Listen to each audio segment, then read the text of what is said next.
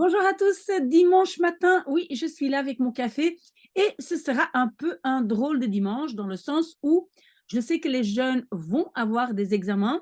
J'ai été voir Simon vendredi soir et on a discuté déjà un petit peu et donc il y a des examens. Mais cette vidéo est surtout pour des jeunes francophones parce que il y a deux jeunes qui se sont adressés à moi pour me dire en fait, notre professeur, est absent, depuis très, très longtemps.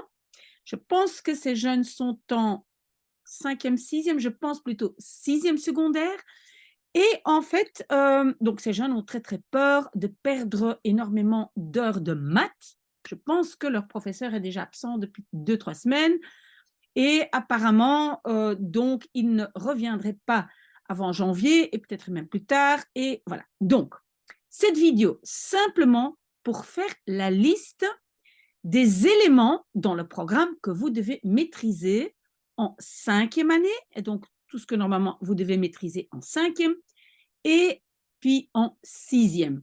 Maintenant, je dois dire que, donc, vous le savez peut-être, il y a plusieurs réseaux en Belgique. On a le réseau catholique, on a le réseau officiel, on a le réseau privé, etc. Enfin bref, il y a beaucoup de réseaux. Et parfois, il y a des choses que vous voyez en cinquième et d'autres en sixième et vice-versa. Mais en tout cas, tout ce que j'ai marqué ici, hein, c'est le programme des 2 années. Donc, tous ces éléments-là, vous devez avoir vu, surtout quand à l'université, vous aurez des maths. Moi aussi, j'ai vérifié avec mes enfants qui voilà, ont aussi beaucoup de sciences à l'université. Et donc, ça dépend. Si vous allez, par exemple, étudier la psychologie, donc, personnellement, j'ai étudié la psychologie aussi, et donc là, on a beaucoup de statistiques, donc vous devez quand même déjà avoir une idée ce que c'est les statistiques. Oui, les fonctions, très, très importantes aussi. Mais alors, en cinquième, je dirais que les dérivés, très, très important. Et en sixième, je dirais intégrale et logarithme. Bon, je n'ai pas envie de dire quels sont les éléments importants, mais mes enfants ont dit, donc, le calcul d'intégrale à l'université, donc pour eux, c'était on va dire des chapitres qui étaient très, très importants. Maintenant, évidemment, tout est important. Je tiens aussi à dire que moi, je ne suis pas professeur, donc ne pensez pas que moi, je vais tout vous apprendre. Mais donc, qu'est-ce que j'ai fait? J'ai déjà eu des demandes dans le passé.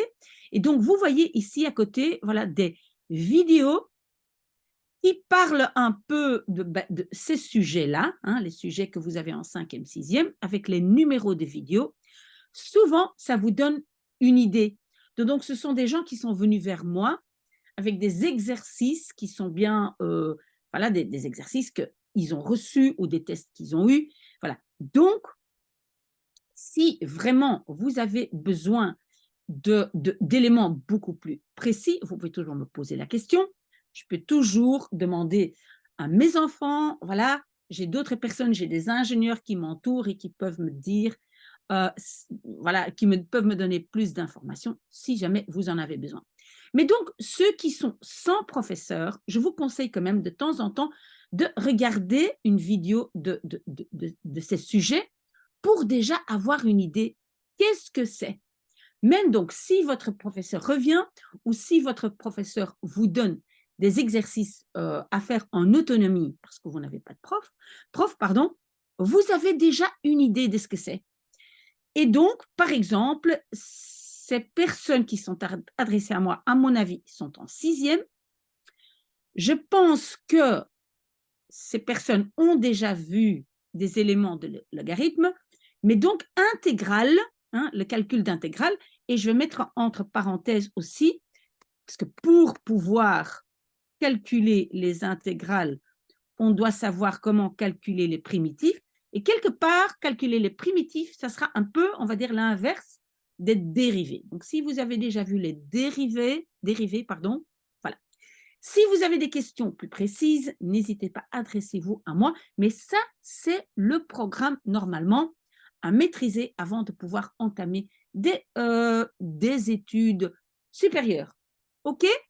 Alors, s'il y a plus de questions, revenez vers moi. Mais ça, c'était pour orienter un tout petit peu les gens qui sont sans prof et qui ont envie de quand même découvrir un tout petit peu ce que c'est. D'accord? Voilà, bonne chance à vous et revenez vers moi si vous avez des questions. Un très très bon dimanche. À bientôt.